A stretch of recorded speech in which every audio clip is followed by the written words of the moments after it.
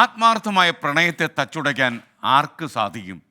മനോഹരമായൊരു പ്രണയകഥയാണ് ഇനി ഞാൻ പറയാൻ പോകുന്നത്. രാവിലെ വരെ പണിയില്ലെന്ന് ചോദിച്ചുള്ളത്. പാലക്കാട് കൊടുവായൂർ സ്വദേശി മനോജിൻ്റെ നിശ്ചയദാർഢ്യത്തിൻ്റെ കഥ കൂടിയാണ് ഈ പ്രണയകഥ.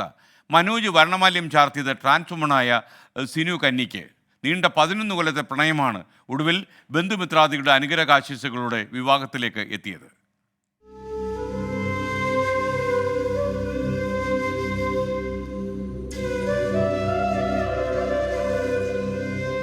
11 വർഷത്തെ പ്രണയം പൂവണിഞ്ഞു.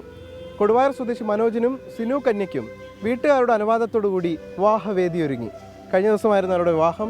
ഇരുവരും ഇപ്പോൾ നമ്മളോടൊപ്പം ചേരുകയാണ്. 11 വർഷമായിട്ട് പ്രണയിച്ചുകൊണ്ടിരിക്കുകയായിരുന്നു. അപ്പോൾ ആദ്യഘട്ടത്തിലൊക്കെ എന്തായിരുന്നു? വീട്ടുകാർ സമ്മതിക്കാത്തതുകൊണ്ടാണോ വൈകിയത്? കുറച്ച് പരിസരവാസികളും അവർ നമ്മളോട് ഇങ്ങനെയൊന്നും വേണ്ട, കാരണം കല്യാണം കഴിഞ്ഞാലും വേറെ അഭിപ്രായമൊന്നും പറഞ്ഞില്ല, കല്യാണം കഴിഞ്ഞാലും കൊച്ചൊന്നും ഉണ്ടാവില്ല, അപ്പോൾ അതിൻ്റെ പറഞ്ഞു. അപ്പോൾ നമ്മൾക്ക് എനിക്കിഷ്ടമാണ്, ആരെന്ത് പറഞ്ഞാലും ഞാൻ അവളെ കൈവിടില്ല. ഒരു ട്രാൻസ് വുമണിനെ കല്യാണം കഴിക്കാൻ താങ്കൾ എപ്പോഴാണ് തീരുമാനമെടുത്തത്? ഞാൻ ഇവളിനെ കണ്ടപ്പോൾ മുതൽ തന്നെ തീരുമാനം എടുത്തത്.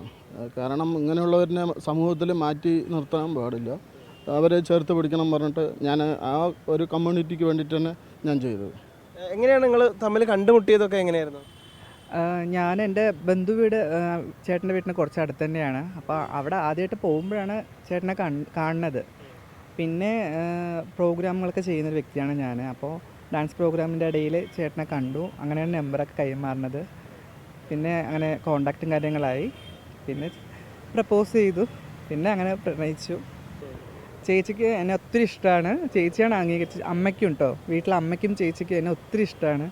പിന്നെ ഫ്രണ്ട്സ്, ചേട്ടൻ്റെ ഫ്രണ്ട്സ് നല്ല കട്ടൊക്കെ തന്നെ കൂടി ഉണ്ടായിരുന്നു. ഇപ്പോഴല്ല, ഫസ്റ്റ് മുതലേ കട്ടൊക്കെ ഉണ്ടായിരുന്നു.